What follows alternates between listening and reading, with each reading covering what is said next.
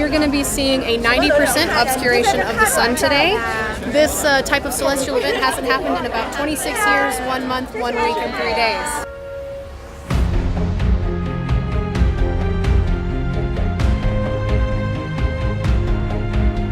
It's covering the entire continental United States right now. Wow. It's quite an occasion. The time is now 1:06.5 p.m. in the afternoon here in Stillwater, and we are at our highest point of obscuration.